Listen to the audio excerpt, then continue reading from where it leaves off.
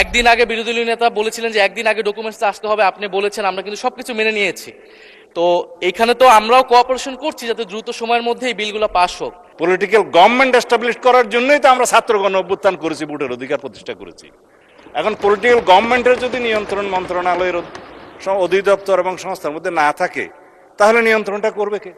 Democracy is a rule by majority. এটা মাননীয় speaker, এটা আরো দুঃখ পেলাম, এই কথাটা আরো দুঃখ পেলাম। আপনার কাছে আমরা প্রথম দিনই আশা করেছিলাম, আপনিও বলেছিলেন যে আপনি জাস্টিস মেনটেন করবেন। জব সফার আপনি অনেক করেছেন, কিন্তু আজকের দিনটা এই সময় এসে আমরা জাস্টিস পেলাম না মাননীয় স্পিকার। মাননীয় বিরোধী দলের নেতা চিফ হুইপের অ্যাসুরেন্স যে প্রত্যেকটা বিল আগামী সেশনে আসবে, আপনার মেইন কোয়েরি তো এটাই ছিল। মাননীয় আইনমন্ত্রী স্পষ্ট করেই মাননীয় লিডার অব দি হাউসের সাথে আলোচনা করেই তখন সেই প্রস্তাবটা দিয়েছে যে জুলাই স্মৃতি জাদুঘর সম্পর্কে মাননীয় বিরোধী দলীয় চিফ হুইপ এবং অন্যান্য মাননীয় সদস্যরা যে আপত্তিটা তুলেছেন, সেই বিষয়টা উনি এক্সপ্লেন করেছেন যে এটা সরকারের পক্ষ থেকে অ্যামেন্ডমেন্ট না, এটা একজন প্রাইভেট মেম্বার হিসেবে একটা অ্যামেন্ডমেন্ট দিয়েছে। সেই অ্যামেন্ডমেন্টের উপরে ওনারা বক্তব্য রেখেছেন, এই পক্ষে আইনমন্ত্রীর বক্তব্য রেখেছে, কনসার্ন মিনিস্টার বক্তব্য রেখেছে, পাশ হয়েছে। তারপরেও আপনার কাছে যেহেতু মাননীয় বিরোধী দলীয় নেতা এবং অন্যান্য সদস্যগণ আপত্তি তুলেছেন, এই জুলাই স্মৃতি জাদুঘর আমি নিজে এবং মাননীয় বিরোধী দলীয় নেতা প্রফেসর ডক্টর ইউনূস, মাননীয় প্রাক্তন সাবেক প্রধান উপদেষ্টা সহ দেখতে গিয়েছিলাম। এটা জীবন্ত জাদুঘর, এটা জীবন্ত ঘর, জাদুঘর নয়। বাংলাদেশের ছাত্র গণ অভ্যুত্থানের প্রতীক হিসাবে ভবিষ্যতে যাতে কোনো শাসক শ্রেণী স্বৈর শাসক না হয়ে উঠতে পারে, সেটার জন্য এটা প্রতীক হিসাবে থাকবে, সেটাকে আমরা ধারণ করতে চাই। মাননীয় স্পিকার, মাননীয় প্রধানমন্ত্রী সম্মতি দিয়েছেন, সেটা আনুষ্ঠানিকভাবে উদ্বোধন করতে যাবেন। এটাকে স্ট্রেনদেন করা দরকার, জাতির ইতিহাসকে ধারণ করা দরকার, এবং যাতে আর কোনো সময় হাসিনার মতো ফ্যাসিস্ট স্বৈরশাসক বাংলাদেশে উৎপত্তি না হয়, উৎপাদন না হয়, সেজন্য এই জাদুঘরকে আমরা সেভাবে সংরক্ষণ করতে চাই। 1971 থেকে শুরু করে 2024 পর্যন্ত, তারপরে পর্যন্ত সমস্ত ইতিহাসকে এখানে ধারণ করা হয়েছে, আরও উন্নয়ন করা হয়। মাননীয় স্পিকার, মাননীয় বিরোধী দলীয় চিফ হুইপ যেটা বলেছেন, এটাকে অটোনোমাস বডি হিসেবে রাখা যায় কিনা সে ব্যাপারে তো আলোচনা হতে পারে। আমাদের শাহবাগ জাতীয় জাদুঘর সহ অন্যান্য জাদুঘর যেগুলো আছে, সেটা কিভাবে পরিচালিত হয়, কিউরেটর কিভাবে থাকে। সাবেক একজন উপদেষ্টা গত ইন্টারিম গভর্নমেন্টের, তিনি খুবই পারদর্শী, সম্ভবত উনি এখনো কিউরেটর হিসেবে আছেন। আমরা তো পরিবর্তন করিনি মাননীয় স্পিকার। যদি এরকম অবদান রাখার মতো আরো কোনো বিশেষজ্ঞ থাকে, বিভিন্ন কমিটিতে ধারণ করা যায়। তবে কেউ পদত্যাগ করলেই কেবল সেই পদ হারাবে, সরকারের ক্ষমতা থাকবে না তাকে অপসারণ করার, সেই জন্য একটা প্রভিশন আনতে হয়েছে, সেটা মাননীয় সদস্য বিরোধী এনেছেন। আর সরকারের কাছে যেটা নিয়ন্ত্রণ কর্তৃপক্ষ হিসাবে থাকে, সেটা সমস্ত কর্তৃপক্ষের কাছে সেরকম থাকে। আর দল তো মাননীয় স্পিকার, বিরোধী দল সরকারি দল তো রাজনৈতিক দল, এবং রাজনৈতিক দলের সরকার পলিটিক্যাল গভর্নমেন্ট এস্টাবলিশ করার জন্যই তো আমরা ছাত্র গণ অভ্যুত্থান করেছি, ভোটের অধিকার প্রতিষ্ঠা করেছি। এখন পলিটিক্যাল গভর্নমেন্টের যদি নিয়ন্ত্রণ মন্ত্রণালয়ের অধিদপ্তর এবং সংস্থার মধ্যে না থাকে, তাহলে নিয়ন্ত্রণটা করবে কে? সেই জন্য আলাপ আলোচনা করে নিয়ন্ত্রণকারী কর্তৃপক্ষ এবং ভবিষ্যতে এটা বিকাশের জন্য, উন্নয়নের জন্য আমরা কিভাবে কি করতে পারি আলাপ আলোচনা করে পুনরায় একটা বিল যদি প্রয়োজন হয় সবাই মিলে আনবো। সেখানে আমরা বিরোধী দলের যে সমস্ত প্রস্তাব দিয়েছে সেগুলো আমরা ধারণ করতে পারি, এই প্রস্তাবই তো দিয়েছে এই সংসদে। দ্বিতীয় হলো মাননীয় স্পিকার, কার্য উপদেষ্টা কমিটিতে আলোচনা হয়, সংসদ কতদিন চলবে, কিভাবে চলবে, কি কি বিজনেস এখানে আলোচনা হবে ইত্যাদি, সেটা আপনি করেছেন, আপনি সভাপতি। কিন্তু জাতীয় সংসদের এই অধ্যাদেশগুলো, উত্থাপিত অধ্যাদেশগুলো নিয়ে পরীক্ষা নিরীক্ষা করে রিপোর্ট দেওয়ার জন্যই এই বিশেষ কমিটি, জাতীয় সংসদ কর্তৃক গঠিত বিশেষ কমিটি। এখানে স্পষ্টতই কয়েকটা ভাগে সুপারিশ করা হয়েছে, যেটা আইনমন্ত্রী বললেন 16টা অধ্যাদেশের ব্যাপারে এখানে বলা হয়েছে এখনই বিল আকার উত্থাপন না করে যাচাই বাছাই করে অধিকতর শক্তিশালী করে নতুন বিল উত্থাপনের বিষয়ে সুপারিশ করা হয়েছে, এমন 16টি বিল। তার মধ্যে উনি যেটা বললেন যে দুদক, সেটা এখানে আছে, মানবাধিকার কমিশন আছে, অথচ এগুলো নিয়ে আলাপ আলোচনার যথেষ্ট সময় আপনি দিয়েছেন।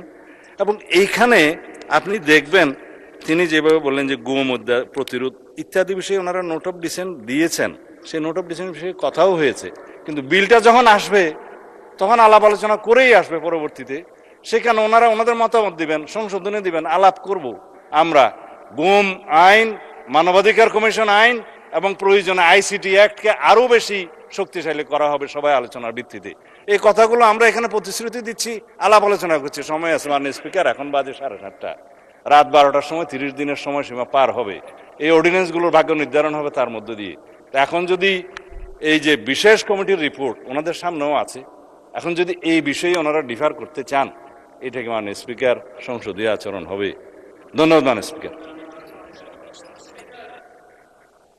মাননীয় সদস্যবৃন্দ, আমার তো কোনো ডিফারেন্স অফ ওপিনিয়ন দেখছি না। আপনারা যেসব আপত্তি তুলেছেন ট্রেজারি বেঞ্চ থেকে সেগুলো আলাপ আলোচনা করে নিষ্পত্তি করার জন্য প্রস্তুত।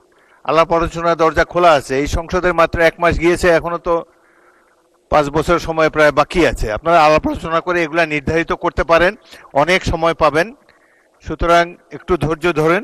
আমার মনে হয় যে I can see the spirit of cooperation. আলাপ আলোচনার মাধ্যমে আপনাদের সাথে আলাপ করে সিদ্ধান্ত নেওয়া হবে। তারপরেও যদি আপনারা আপনাদের মনোভাব যদি অপরিবর্তিত থাকে, আবার হাউস ফ্লোরে আপনারা আপনাদের বক্তব্য দিতে পারেন। আপাতত এই সমঝোতামূলক পরিবেশটা বজায় থাকুক, এটাই আমরা চাই। এবং সর্বশেষ যে একটা বিল আছে এটা শেষ করি। ধন্যবাদ। জি, মাননীয় চিফ হুইপ বলেন। মাননীয় স্পিকার, এখানে যে জাদুঘর নিয়ে আমার যে অপিনিয়নটা, তারা যে কোনো সংশোধনী আনতে পারে, পাশও করাতে পারে, কিন্তু সেটা তো এখন যদি তারা বলে যে প্রাইভেট মেম্বার হিসেবে তারা সংশোধনী এনেছেন, এটা সরকারের এখতিয়ার না, তাহলে কিন্তু সরকারি মেম্বার হিসেবে তো মন্ত্রী সেটা গ্রহণ করেছেন। আমাদের যেগুলো নোট অফ ডিসেন্ট, মন্ত্রীরা তো বিরোধিতা করেছেন। এই মন্ত্রী, সংস্কৃতি মন্ত্রী চাইলে সেটা বিরোধিতা করতে পারতেন, কারণ সংস্কৃতি মন্ত্রী তো সেই কনসেনসাসের পার্ট। সংস্কৃতি মন্ত্রী তো সেই সংশোধনটা নিতে পারেন না।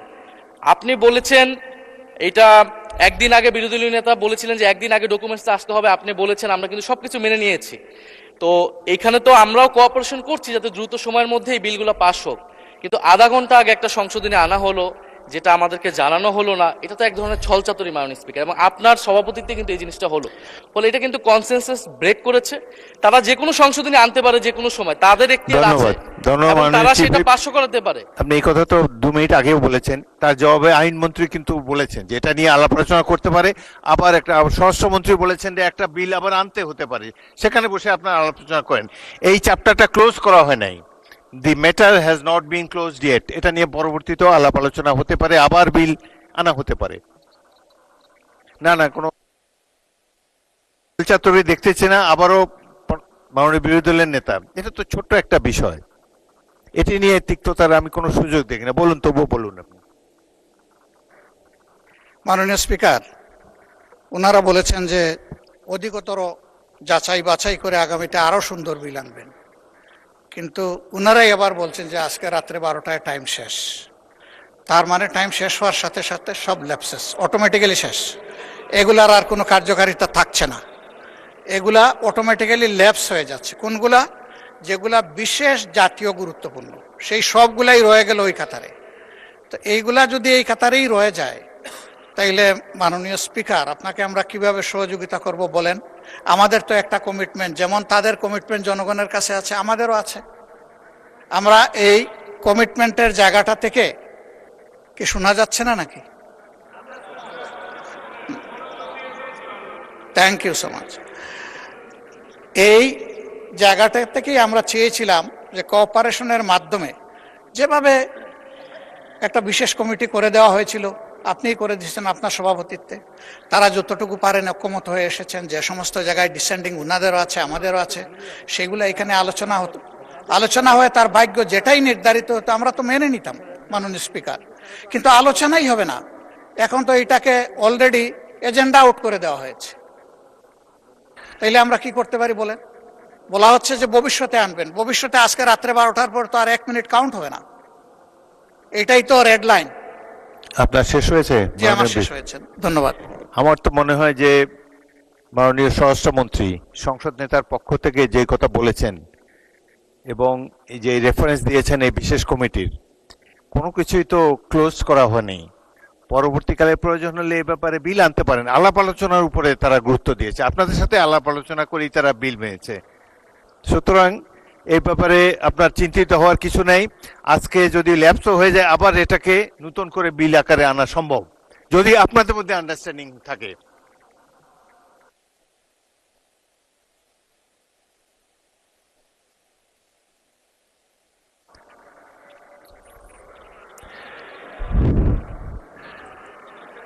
মাননীয় বিরোধী দলের নেতা, আমার তো মনে হয় যে আচ্ছা, মাননীয় চিফ হুইপ বলেন। মাননীয় স্পিকার, চিফ হুইপকে একটু শুনেন। মাননীয় স্পিকার, বিরোধী দলীয় নেতা, মাননীয় স্পিকার, বিরোধী দলীয় নেতা যে কথা বলেছেন আর আপনি যে কথা দেখিয়েছেন বলেছেন যে আর স্পিরিট অফ কোঅপারেশন, অ্যাকচুয়ালি আমাদের মাননীয় আইনমন্ত্রী কথা বলেছেন, মাননীয় স্বরাষ্ট্রমন্ত্রী কথা বলেছেন, এবং আমাদের নেতার সাথেও কথা বলেছি, সংসদ নেতার সাথে। বিষয়টা হলো এই যে এখানে এই পৃষ্ঠের মধ্যে রিপোর্টে আছে, আমরা রিপোর্ট নিয়ে বসে থাকলাম বা থাকলাম না এরকম নয়। আমরা চাচ্ছি, আমি মাননীয় সদস্য আপনার দৃষ্টি আকর্ষণ করছি, আমরা চাচ্ছি একটা সমঝোতা হোক এবং সমঝোতার ভিত্তিতে হোক।